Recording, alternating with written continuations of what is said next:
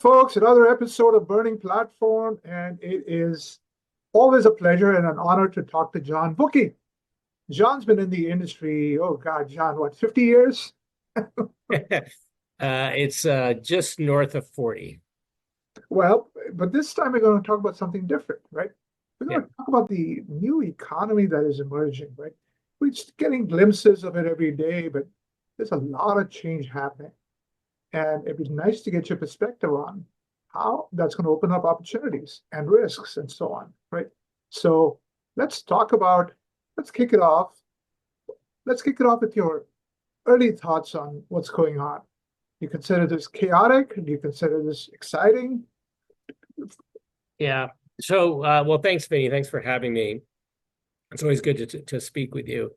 Um, yeah, I mean, I think every change in administration in Washington tends to have a ripple effect across the country. Certainly more so than how I used to think about it, 20 or 30 years ago when there'd be a change of administration and a lot of yawning would ensue. They'd have a little parade, inauguration, and someone would give a speech, and then everyone would sort of go back to their day job. Now it seems to start with a certain amount of sort of frantic activity and, a flurry of executive orders. And we're certainly seeing that with the second Trump administration coming in. And, alternate, bipolar cheering or weeping, depending on which side you were on to the beginning of it. I think one of the most interesting, activities, and he talked about this before, even before the election, was this idea of creating this Department of Government Efficiency, or DOGE, as it's being referred to, which I think is interesting. I think, I've been telling friends for 20 years, I would love to see some presidential candidate stand up and say, I'm just going to come in and try to run the government better. I'm just going to try to make it a more efficient machine within our country. Because regardless of whether you agree with how the money is being spent, I think everyone would agree that, the programs that are in place, if they're intended to serve a certain, part of our community or part of the country or to fulfill a certain mission, the more effectively it does that, the better, for everybody. So, and I think the idea of starting with sort of an audit of what's happening within the government, I think is actually a great idea. So I'm, in general, kind of a big supporter of that. And, what's interesting to me is if you actually look to, other sectors, in the private industry, that's not an uncommon, Well, activity. let's come to that in a minute, John. To me, two precedents, um, you know, Newt Gingrich, when he became speaker in 96, he had a 100-day plan. And that was the last time I remember Washington being so intense, right? Yeah. And I think Trump in 100 days is going to probably way surpass what Newt did, both good and bad, right? Yeah. The other thing is, I think both Al Gore helped Clinton, and somebody helped Obama with something similar.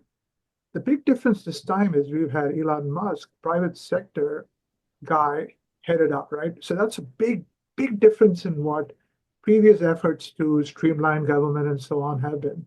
Yeah. And so, but go ahead, talk about other sectors, but Yeah, I I think think this it is is. I different. think it is a big difference. And, it's interesting, because I'd always had this idea that, if some strange hand of God came down and I woke up one day and was president, like I would have no idea what to do. But I'd always thought what I'd do is I'd go, incent a bunch of, retired executives with different expertise in different fields to come in and audit the different branches of government. I'd bring educators in to look at Department of Education. I'd bring military guys in to look at Department of Defense and just say, go figure out where all the money's going. Like just figure out how they're spending it and what their processes are. And let's just find a way to be, smarter about basically how we're running the government and smarter with how we're using taxpayers' dollars. But of course, Trump didn't do that. He did something different. He got Elon Musk, and Elon Musk went and got a bunch of, super smart 20-year-olds to basically start walking across different branch, different, departments of the federal government and just go in and start looking at how they were doing things. And in retrospect, I think it was, probably a lot more brilliant than what I would have done. Because the advantage of having a, young, smart, person looking at this is, in a way, they'll be unafraid to ask any questions. And it's interesting. I remember, fairly early in my tenure at Oracle, we went through kind of a similar thing. And Oracle was kind of famous for every year, you'd sort of go in thinking you're going to fight for more budget. And every year you'd go in, they say, well, why do you need this much budget? You sort of have to Kind of justify, zero, fight your way kind of back up the budget. zero And base, zero based budgeting, really. well, and actually it was you come in and they'd say, well, why do you need zero? Like, why can't you find a way to be 10% more efficient? And the person that often, early in her tenure, the person who really led that was Safra Katz. And Safra was out of the investment banking world. I mean, it wasn't like she'd built software ever before in her life, but she was wicked smart, is wicked smart, and fearless. And she would ask uncomfortable questions. And sometimes, there were simple answers to them, but sometimes she'd ask questions and you'd answer it. Oh, we've done, and it was kind of the we've always done it that way answer. And she'd say, well, why? And so, it kind of forced you to think more deeply about what you were trying to accomplish. And frankly, it took someone, both fearless and frankly, someone who wasn't entrenched in it to really, poke hard at, were you doing things the best possible way? And believe me, it wasn't always comfortable, right? It was, I think she had, the other thing I think that was great about her is she wasn't worried about leaving the meeting being popular. She was trying to get, the company in the best possible place. And so I think this idea of, a group of people coming in and asking hard questions of people in the federal government. And what's interesting to me is the things they are turning up that we're spending money on, should be shocking to people. And, if nothing else, even if you in the end say, okay, yes, we should keep doing that. But it's nice to know that, someone somewhere made those decisions about how to spend this money. USAID is the most obvious, but I think we're going to see it in every part of the government. And I think it's incredibly healthy for us to actually know where things are going. To me, it's very similar to what happened during COVID when, people started doing all their, kindergarten and first grade and second. It was all happening online, and parents started becoming a little surprised by some of the things that were happening in their kids' schools. Sure. And I think transparency is always good, and having open discussions about things is always good. So I think this is I think a great lesson John, in we are at a bipolar reaction, right? There's a lot yeah of hostility to what Elon is doing, nitpicking of what he's doing. On the other hand, you've got someone like Kevin O'Leary, Mr.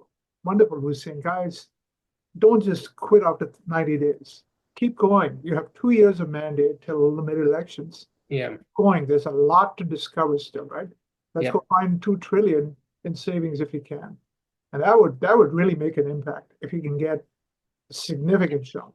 yeah. And part of thing I find interesting is they're like, oh great, he found 200 billion.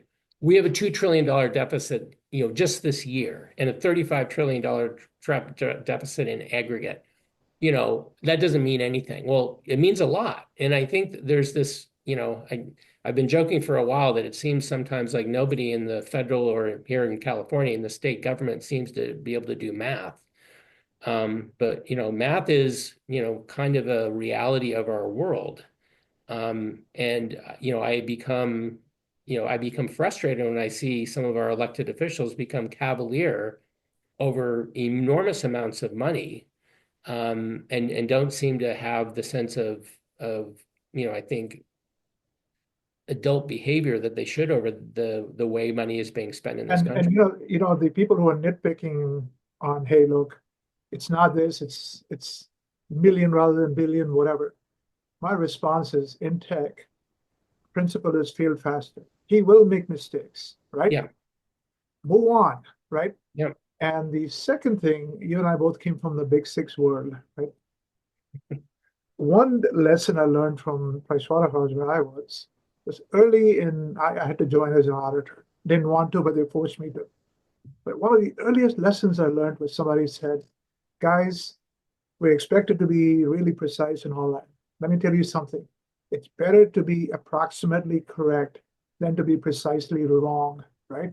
So, I mean, there's a few lessons I remember from my Yeah. early user professional, but we we're going to make mistakes. Let's make mistakes. Let's go through the damn thing, Yeah. crawl through everything.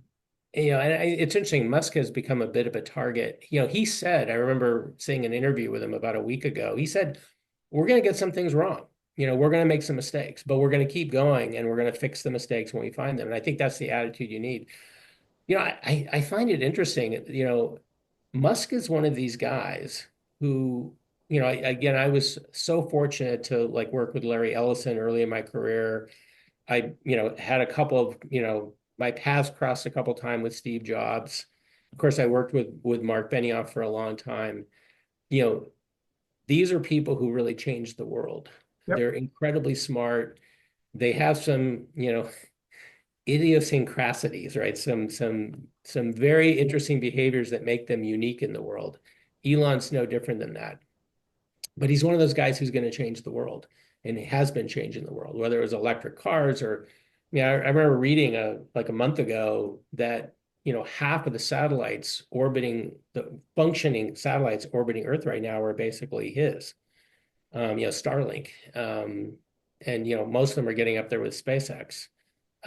He continues to sort of do kind of amazing things. It'll be interesting if what I also hope he does, and what I hope they embrace, is kind of what I think some people have been talking about now, which is we shouldn't just do this as a one-off exercise. We should be continually thinking about how do you put a process in place where we're continually evaluating how our money's being spent. Because if you believe that it's important for us to support underserved communities, that we continue to have a viable social security system, that we can support Medicare, we can only do that if you look at the trajectory of the spending in those plans. We have to get much more efficient in how we do that. And it's going to take a continual process of examination for how that money is being spent and how those programs are being administered. So I hope this is the start of a new approach to government, not just a one-off activity.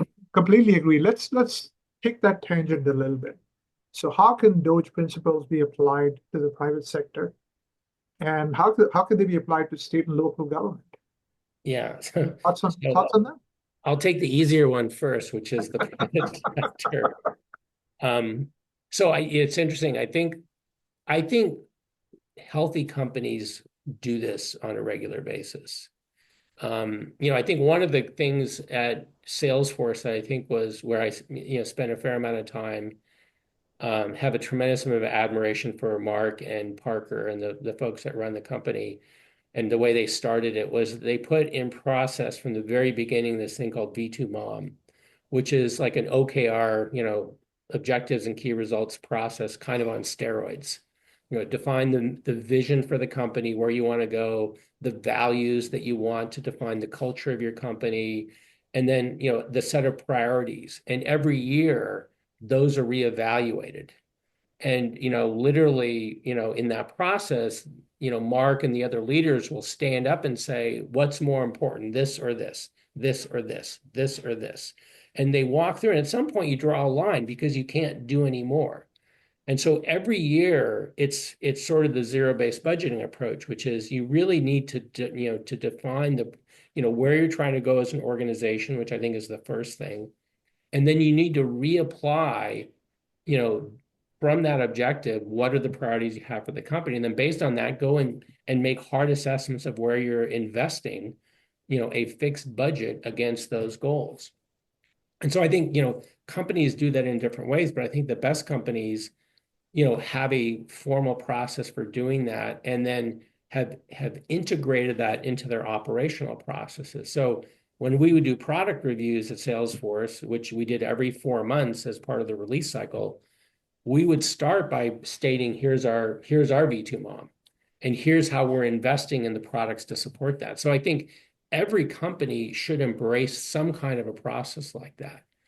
And there's actually a few companies I've been working with that have implemented kind of a similar process to do that, to both ensure that every year you're going back and re-examining, how are we basically making the smartest investments within our organization? And in some cases, you're having the hard discussions of, yes, this was something that was important to the company 5 years ago, but for a bunch of reasons, isn't really strategic to us anymore. And we need to be, courageous about shifting those investments and making sure that we're focused on the right things.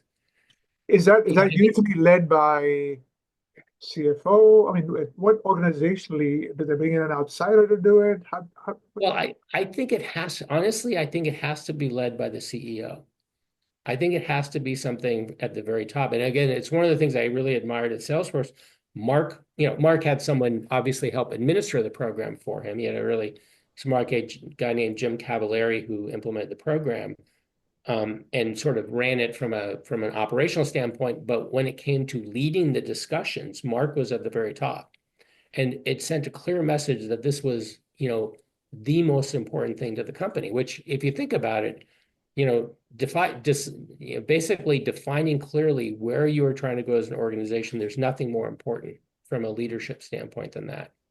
So I think it has to be at the very top of the organization. When I did it in my teams, I was the one leading it. Again, I always had someone helping to administer it. But it was clear that it was something that I actively participated in and invested time in, which I think is important. State and local, I think, is harder in a lot of ways. Well, let's before you drill into that, let's compare Florida and California, right? Two very different states. Florida is running a balanced budget. It just seems to be now our challenges are nowhere near what California's, but it just seems like they already have a process to manage, make sure things didn't get totally off the rails, right? California, on the other hand, would seem like a desperate need of what a DOGE program. I agree. Maybe I'm oversimplifying it, but I agree. And unfortunately, the state of California has become incredibly dysfunctional when it comes to our, government and our governmental leaders. And I'm not a political scientist, so everything I state from now on is pure opinion as opposed to sort of an informed view. But, we have become a one-party political system. And, one of my observations is that local leaders, many local leaders, frankly, are more interested in, gaining favor with, party leadership than they are in serving their local constituents. So, for instance, a simple example is there was a legislation passed at the state level in an effort to try to increase the housing stock in the state. And we basically had, you know, rising house prices for decades in California, and it's been very difficult for people to enter this market. And so the state decided they literally were going to set a mandate that, basically they would define how much new housing each community had to commit to, and they had to write a formal plan. And if they didn't get the formal plan approved by the state, then they would lose all control over local planning decisions. And wow. basically, there was something called builder's remedy, which was then implemented, which will allow a builder to come in and build anything they liked. So, for instance, the town I grew up in Palo Alto, there's currently on El Camino Real, which is sort of this major street that runs, across actually up and down the whole state. It was the original road that the missionaries, when they came into California and set up the missions, they built the El Camino Real, basically the royal way.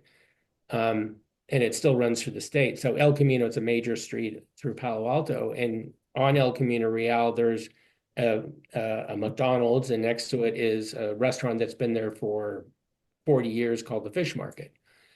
A developer bought the land and now is building a 15-story mixed use, retail. And it's this massive building that doesn't meet, looks completely different than the rest of the city, rest of the city around it. the citizens are up in arms. Everybody's furious about it. In Menlo Park, the old Sunset Magazine building was bought. They're building something like a 20-story, mixed use complex there. All the residents, the merchants in downtown Menlo Park are opposed to it. It doesn't matter what the local people think. Basically, the state has now mandated this, and local leaders tend to go along, basically trying to comply with the state mandates, because again, I think they're primarily interested in garnering favor with party leadership, not representing the citizens they're supposed to. And it's interesting because, Palo Alto, Menlo Park, are generally, pretty progressive communities politically, right? They tend to, vote Democrat. They tend to, support more liberal causes, but everybody is furious with what's happened. And I think they're seeing the effect of, a single party running the state, in terms of, sort of an authoritarian political system, replacing what was supposed to be, I think, representation of citizens and their interests. So California, that's a very simple example, not the biggest issue we have in the state. That's, certainly it's frustrating for local communities. But unfortunately, it's become a very dysfunctional political system because I think, frankly, there's very little accountability back to the people who are living in the state. It's, during, I mean, this is gonna, and I could talk about all kinds of issues we have in the state. We have the highest gasoline tax, I think, in the country, and yet we have among the worst road system.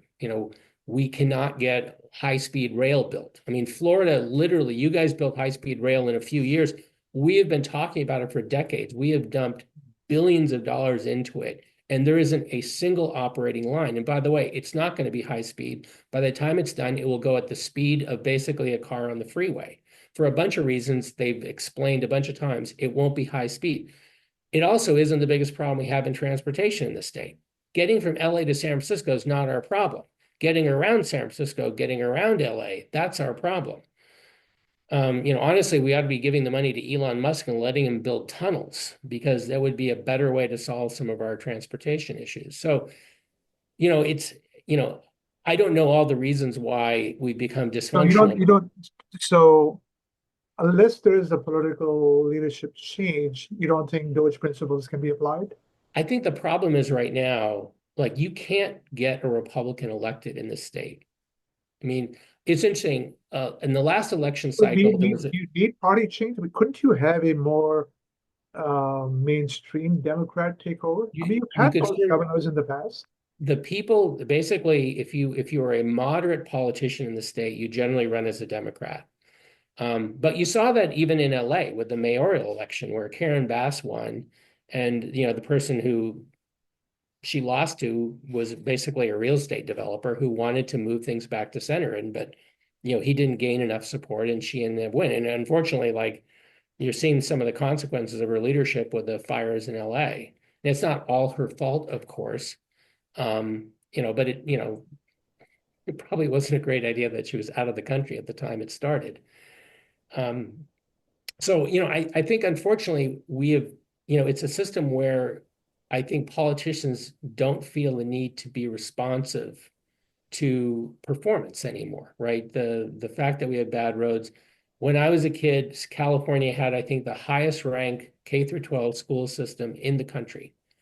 By far, we're now among the worst. And frankly, the education system in California is run for the convenience of adults, not for the betterment of our children. And so people who can't, even the people who vote for, current political leadership, if they have means, they're putting all their kids in private school, which I always find kind of ironic. Because clearly with the amount of money we invest in education, we should have a great education for every kid in California. And it's unfortunate we don't. So how about local? State seems like just a huge challenge. How about local? That's why I kind of mentioned, I think one of the challenges with local is when you're in a one-party state. Okay, similar. Unfortunately, local politicians who have any ambition whatsoever. If you look at when Biden was elected, if you looked at his administration, a number of people were pulled out of California. In the last California election, it was interesting to note how many key positions in the state had not been elected to that position, but had been appointed by the governor. Because when someone gets moved up to a federal position, say, then there's an appointment done by the governor to that office within the state. So the people who get picked for that are the people who are sort of in line with the political ideology of the party, and not necessarily the people who would best, fulfill those obligations. Well, let's move to another topic. And this is more top line revenue type impact, I would think. So let's talk about tariffs and let's talk about immigration because that's going to impact several different industries, right? Manufacturing, farming, construction, um, thoughts in general. Do you hate tariffs? Do you love them? I'm not a huge fan of tariffs. Here's where I think tariffs are fully justified, where they make sense.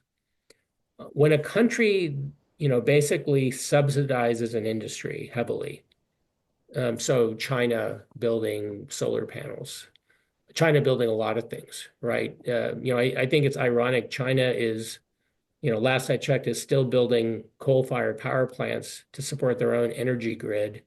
Meanwhile, is the world supplier of solar panels for countries that are committing to net zero. And I don't know if countries consider that ironic, that they're basically, subsidizing, China's development of incredibly low-cost energy for their own people. But when a country heavily subsidizes an industry in order to sell at a lower price in your country, I think that justifies tariffs because effectively it levels the playing field. I'm less of a fan of tariffs simply to address trade imbalance because trade imbalance can happen for a number of reasons. It could be because that country has more natural resources to support that industry. Could be they have unique skill sets in their labor market. Could be simply it was the history of that, right? We all got cork from Portugal, right? For whatever reason that happened. So I'm not a huge fan of tariffs simply to address trade imbalance. If it's due to something where the other government has taken specific action that has resulted in that trade imbalance, then I tend to support it. Reciprocity. Yeah. Yeah. Now there is an argument for certain strategic materials, whether it's steel or semiconductor materials or what have you, where you may be able to make an argument on tariffs. But I think in general, tariffs should be something you use sparingly. And you shouldn't use it, I think, to address other political complaints. So I'm not a huge fan necessarily of President Trump's using tariffs, for instance, to address what he considered to be lax immigration enforcement. Although, interesting enough, it worked. So maybe he's got something to it. But in general, that's my view on tariffs. Like I think generally, different parts of the world are better and can at lower cost produce goods. And I don't think you should necessarily address all of those issues with tariffs. Having said that, I think John, a couple of things there. What bothers me is countries that run big surpluses with us, attack tariffs. And my response to them is, guys, you don't need to pay tariff. Make it higher in the United States. Yep. That's one way to get around it. And they don't like that. They really are resisting making here and hiring here. And because they want to keep the business in their countries. And you go, guys, after all this COVID supply chains and all that, why would you not consider that? So yeah. And if I was the other country, the one argument I might make, I mean, it depends what country, is the problem with the United States is it has become an incredibly complicated regulatory environment to operate in. So shame on us is that if we slow down, if a German company or a Chinese company comes to us and says, I'm going to bring plant or a warehouse or whatever and Yeah. create 2,000 jobs, shame on us, right? Well, and part of that is state by state, right? I'm always proud of the fact, I mean, I'm a Subaru car guy and I've owned them for 20 years. And I'm always proud that my Subaru is made in Indiana. But I will tell you, Subaru would never make it in California. But Right? same like Alabama has Hyundai and South Yep. Carolina has BMW and so I, our So, states, I'm convinced our states will compete with each other if they see somebody interested in coming here. We've got to yeah, get I agree. the So, the other objection I hear from many companies is, well, you guys don't have talent. And I go, you're thinking 20 years ago. You yeah, can automate some of the manufacturing or logistics now. You should be thinking about the next generation plant you set up, right? So I mean, which I think is, excuse there's more than yeah. justifications. I mean, the one thing I really like, and this was true in um, his first term as well. I do like the fact that, President Trump is pushing the idea of manufacturing in the United States. I think we really went off the rails when we started exporting all of our manufacturing overseas. And I think it hurt us in a couple of ways. One is I think it made us less resilient from an economic standpoint. I think it's good to have a mix of industries. I mean, it's interesting. My wife and I go to Hawaii a lot, and they're continually bemoaning issues in Hawaii because it's all tourism. And, when the market goes down or when there's, an issue like COVID, it really hurts them financially.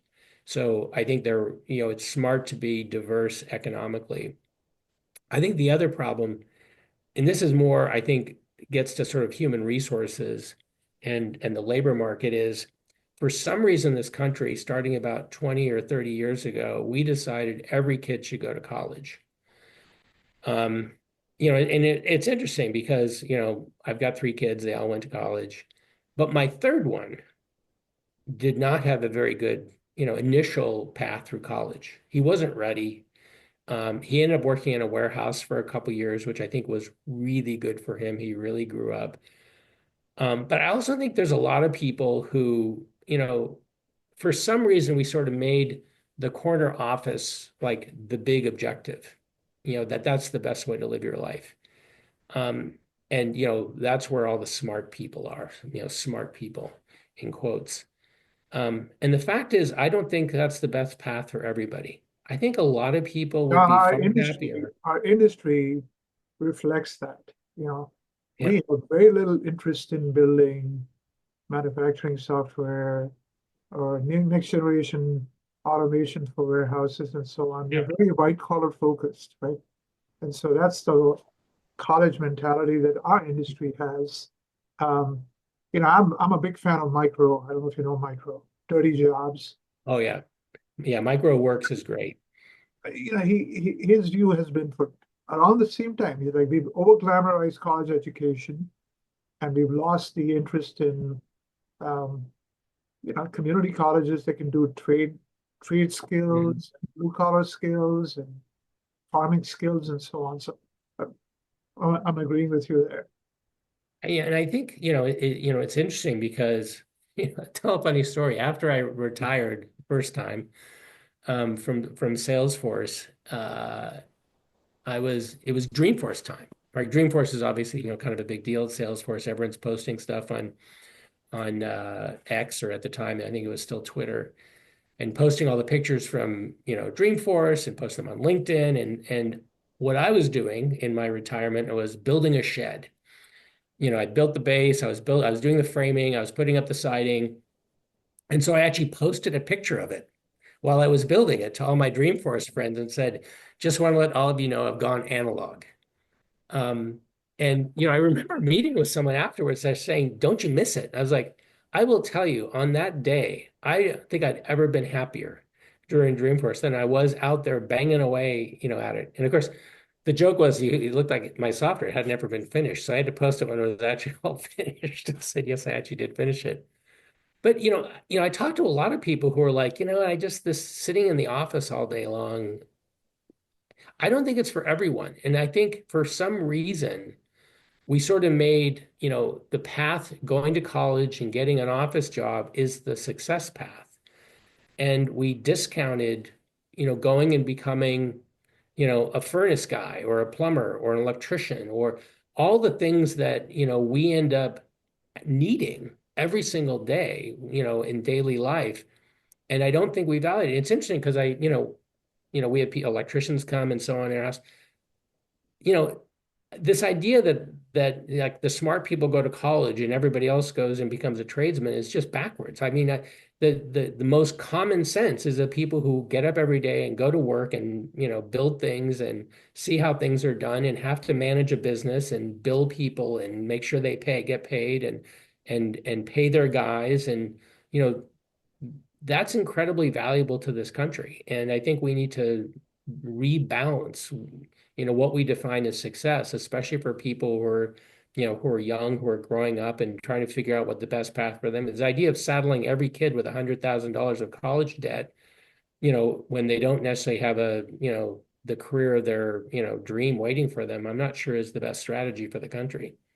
So, by the way, in Florida, what I really find fascinating is we get a hurricane every couple of years, right? And all the trade skills you could see, the community that has them bounces back much quicker than those that don't, right? So Yeah. right there it tells you it's a critical skill that, every community should be encouraging. Um, Yeah. what do you think? So let's talk about immigration for a little bit. Clearly now when you look at, we're going to lose a segment of the workforce, right? Yeah. Especially those in farming, those in construction and so on will be impacted. Yeah. I mean, I think I have sort of, three, sort of thinking three sort of steps. One is, first off, I think we should always remember we're a nation of immigrants and we're unique because of it. Like, I think there's very few people in this country that can trace their lineage back more than a grandfather or a great grandfather. I think of all my lines, if I go back, I've got one that goes back as far as the, pre-Declaration of Independence. But the rest of them, people showed up here as, my grandparents or my great grandparents, and they immigrated here from, mostly from Western Europe. So we should always remember that, and we should always have a very open mind about allowing people to emigrate to this country. But it needs to be done, under the rule of law. It needs to be done legally, and we need to make it easier for people who do want to move here to legally move here, right? The immigration process today, if you try to become a legal immigrant, is so convoluted, it's so Byzantine. If frankly, the Congress needs to work on that and make it more efficient and attract people here who can help build the country. The second part of it is it should also be always with the idea that you will assimilate into the country, right? You will learn to speak English, right? You will learn basically about the founding of our country, the Declaration of Independence, the Constitution. You should become a good citizen and want to be a good citizen. I get frustrated when I see people come here and then, they immediately start, the idea of implementing, the practice of other countries here, if it makes the country better, great. But I think too often people seem to come here with the idea that they want this to become like the country they came from, and that's not the right way to think about it. But it has to be done legally. And that's where I get a little frustrated in that, the people that have come into the country illegally, there's been a weird tolerance from both the left and the right in allowing that for different reasons. I think it And broke down, I immigrated to this country in the 80s. And I went through a 10-year process, not very efficient, but to me, that was more of the assimilation process, right? mhm. You give somebody something real quick without having, they don't appreciate it as much. So Yeah, I don't mind a 4, 5, 6 year assimilation period, right? I had to yeah. go through a 10 or 12-year period, which is a little too long. But Well, and it's unpredictable is the other part of right, it, right? That the right. sort of the Byzantine part and the rules changing and like it should be something where and people understand clearly, and it should also be a time to vet that the person understands the requirements of citizenship and understands what it's Oh, going to mean to be a believe me, U.S. I went citizen. through medical tests, English tests, civics tests, FBI checks. absolutely essential. I'm Yeah. flabbergasted the last couple of years. We let people come in without any vetting, right? I mean, that's just crazy. And the other part of it is, it's I think the importance of it being done legally is incredibly important. I think it speaks to a broader issue we have in the country where, for whatever reason, our own legislators will talk about we should ignore this law or ignore that law. And I think honestly, the idea is we're supposed to be a nation under law with equal treatment under the law. And when individuals can choose what laws to enforce or not enforce, it becomes a different kind of a tyranny. So I have zero tolerance for our elected officials who say we should ignore a certain law. If a law is bad, change it. That's the job of the legislature. But it needs to be enforced consistently until, if a law is in place. So if we have immigration laws and people break them, they can't be rewarded by staying in the country. And I know that's a very harsh view for people who may have been here for many, many years. And it'd be fine to talk about amnesty program, but it needs to be with an idea that this is not going to be this continual process, right? I think you have to enforce the law of a country. Otherwise, it becomes this sort of tyranny of opinion. But as technologists, what do you think? To me, we're going to have labor shortages in some areas, right? Mhm. Shouldn't that encourage more automation? Do you see any? Sure. Do you see? How do you Well, see? I think automation you're talking about just because of labor issues or because of the processes that we can use? Well, accelerate it, right? I mean, farming should definitely have a lot more automation. I can see construction seeing, you know, crawling robots and Yeah. drones that help with roofers do CPQ. And I mean, there's so many different ways now we can automate stuff, right? Well, I think there's so many technology improvements you can do in all these industries. I mean, it's interesting because they do have, this automated technology now for, agriculture where they're using satellites to guide, combines and tractors and, this big equipment to be more efficient in how they do planting and harvesting and every other aspect of farming, which I think is absolutely amazing. I think, you know, the idea of home construction, I think, is really changing, right? It's much more we'll pre-build homes. So, in Hawaii, they've been using these sort of prefab homes where they're sort of, this kit arrives and literally in a day it can be assembled. It's got electric, it's got plumbing, it's got sort of everything it actually needs, and it's, a reasonable size, 2-bedroom, 2-bath house that, a small family can live in. So I think all those things are going to happen. I think in the end, you still need labor. And I think, sort of ending on the immigration piece, the third piece of it is, the other argument I hear for, we shouldn't be enforcing immigration laws, or we need to rethink how we enforce immigration laws, is because we don't have the skill set of people to do certain things anymore. We don't have people in construction, we don't have people in, agriculture. And I kind of reject that argument because it tends to have sort of gotten the order of things backwards a little bit. I remember talking to, we built 2 houses in our life. The first time we built a house, the general contractor was great, went really well, and so on. Second time, a lot of challenges, a lot of issues, had a hard time getting subs, had a hard time getting skilled labor. We actually brought the guy who built our first house, was in a different era. We actually brought him in to do like a, what went wrong. And he said one of the things he says that went wrong was, and he talked about, he'd actually just retired from being a general contractor, was it was really hard to get skilled people, framers, electricians, sheetrock guys, plumbers. It was harder and harder. And he talked about how there'd been this surge, and this is in the San Francisco Bay Area. There'd been this surge where a bunch of people had come up from Central and South America and were much cheaper labor. And it actually drove a lot of the local guys out of the business, and it discouraged any new ones from entering apprenticeship programs and learning how to be that. And then something happened in the economy. It went down, buildings slowed down. They all left. They all went back to Central and South America. And so there was just nobody here to do it anymore. And so, he was like, he goes, it's just gotten really hard. And I think it's one of those problems when we sort of turn a blind eye Yeah. to, how the labor market in your country is changing. And in a way, it really discouraged people here from sort of stepping into those roles. So, I mean, it's much more complicated than that. I don't mean to oversimplify it, but I just think, Oh, but you John, know, we have the Bureau of Labor Statistics, right? They track 800 occupations. Maybe that bureaucracy needs to be much more market sensitive, right?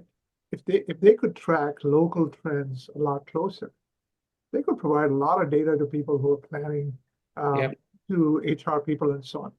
The other thing is, when I went through the process, there was something called labor certification, where an employer had to send out, to run an ad really to say, hey, we're about to hire, we have a position that Vinnie had applied for. Didn't name me, they just had to apply for that position.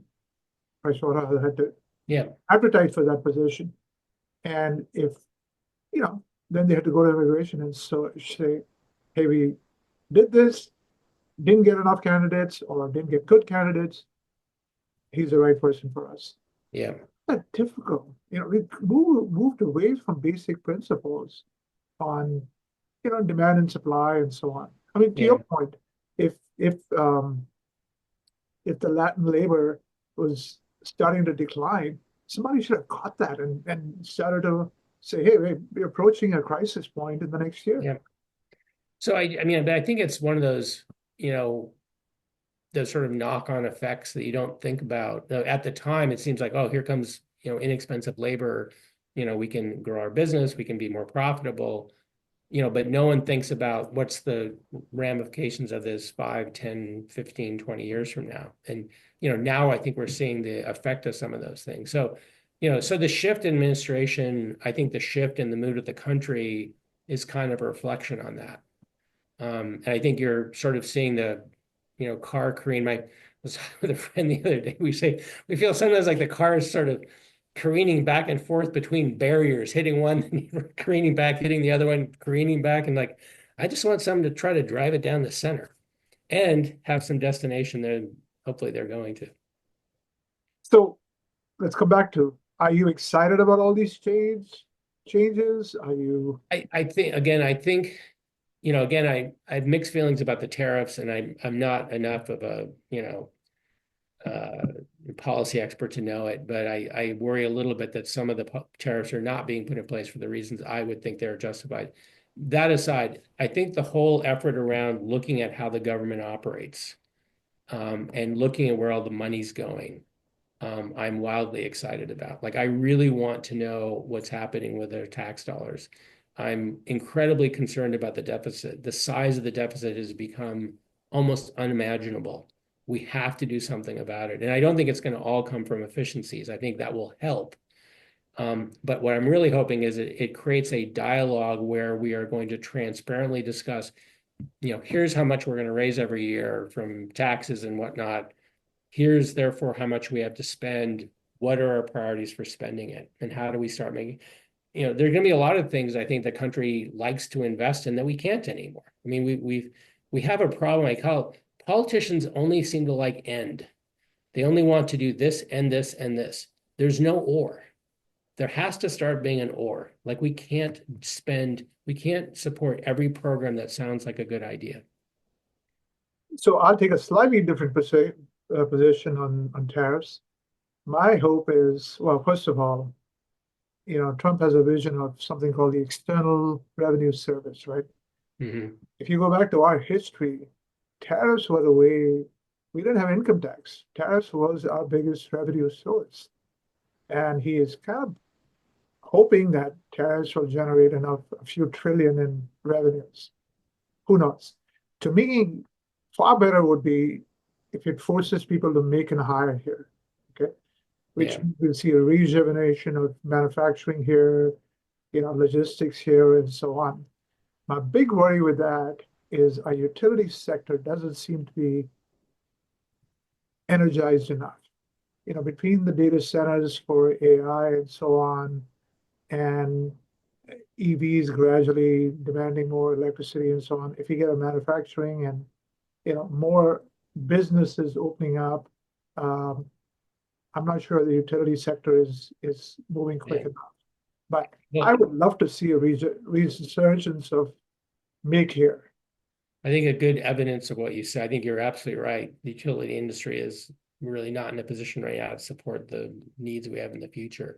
And I think a good example of that is when you have a tech company basically um, working with an energy company to reopen a nuclear power plant simply to basically run their data center because they know they won't be able to go to their local utility provider to basically give them the power they need.